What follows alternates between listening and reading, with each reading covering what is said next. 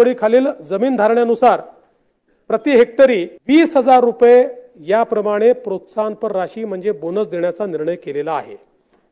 मागच्या वर्षी 20,000 दिला होता, याही वर्षी आम्ही 20,000 रुपये बोनस। नमस्कार मित्रांनो, स्वागत आहे आपल्या किसान राजा युट्यूब चॅनलमध्ये। चॅनलच्या माध्यमातून आपल्यासाठी घेऊन आलेली मोठी अपडेट।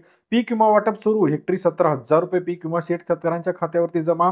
पीएमएफबीवाय अंतर्गत मोठी अपडेट। पीक विमा 2024-2025 खरीप आणि रब्बी हंगाम सर्व वाटप सुरू झाले आहे। शेतकऱ्यांच्या खात्यावरती आता पीक विम्याचे अनुदान येण्यास सुरुवात झाली आहे। शेतकऱ्यांनी अजूनही आपलं खातं तपासलं नसेल तर लवकरात लवकर आपलं खातं तपासायचं आहे।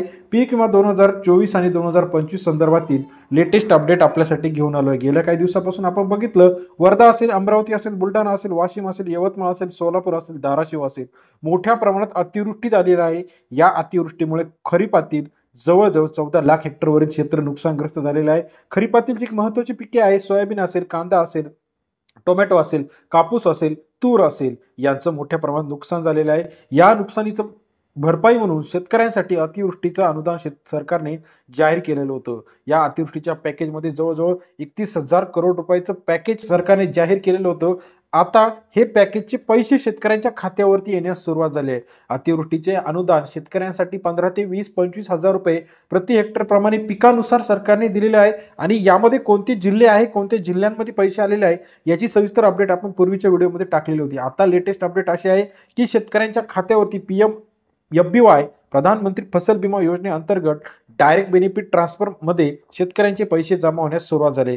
यामध्ये जे काही महत्त्वाचे मार्केट आहे, या सर्व मार्केटमध्ये आता पैसे जमा होणार आहे। मग कधी पैसे जमा होणार आहे तर 2 ते 3 दिवसांमध्ये शेतकऱ्यांच्या सर्व 100% शेतकऱ्यांच्या खात्यामध्ये पैसे जमा होणार आहे। मागील 2 ते 3 दिवसापासून भरपूर जिल्ह्यांमध्ये पैसे आलेले आहे।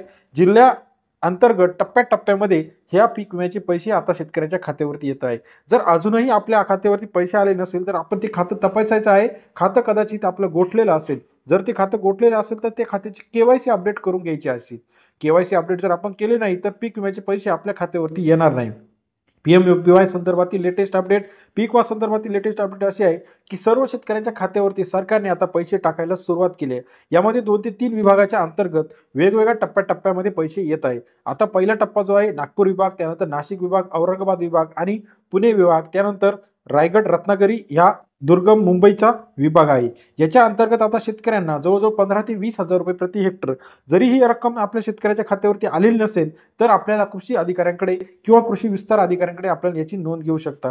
कारण का शेतकऱ्यांचं मोठ्या प्रमाणात नुकसान झालेलं आहे। खरीपातील जवळजवळ जमीन वाहून गेलेली आहे, काहींच्या विहिरी वाहून गेलेल्या आहे, मोटरी वाहून गेलेल्या आहे, पाईपलाईन तुटलेल्या आहे, झाडे कोसळली आहे, घरे पडलेली आहे, जनावरांचे नुकसान झाले। या सर्वासाठी शेतकऱ्यांना अतिवृष्टी आणि पीक विम्याचं अनुदान सरकारने जाहीर केलेलं होतं।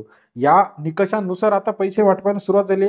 अजूनही केंद्राचं पथक पुन्हा एकदा महाराष्ट्राला व्हिजिट देऊन गेलेले, अजूनही पैशामध्ये वाढ होण्याची शक्यता आहे। महाराष्ट्रातील लेटेस्ट अपडेट, पीक विमा असेल, अतिवृष्टी अनुदान असेल, विविध सरकारी योजनांची लेटेस्ट अपडेट आपण चॅनलच्या माध्यमातून सर्वात आधी टाकत असतो। व्हिडिओ जर आपणास आवडत असेल तर व्हिडिओला लाईक, सबस्क्राईब आणि शेअर आपण लवकरात लवकर करत चला, जेणेकरून नवीन नवीन अपडेट आपल्यापर्यंत सर्वात आधी पाहायला मिळतील। व्हिडिओ आवडल्यास लाईक, सबस्क्राईब, शेअर करा। पीक विमा 2024-2025 ची लेटेस्ट अपडेट, खरीप आणि रब्बी हंगामातील लेटेस्ट अपडेट आपल्यासाठी घेऊन येत आहे। त्याचबरोबर जे काही शेतकऱ्यांची केवायसी अपडेट असेल, ॲग्रीस्टॅक अपडेट असेल, 1 रुपयात पीक विमा कसा भरायचा, याची पण सविस्तर व्हिडिओ आपण चॅनलच्या माध्यमातून टाकलेली आहे। व्हिडिओ आपणास आवडल्यास लाईक, सबस्क्राईब आणि शेअर करायला मात्र विसरू नका। धन्यवाद मित्रांनो, आपण दिलेल्या प्रतिसादाबद्दल आम्ही आपले आभारी आहोत।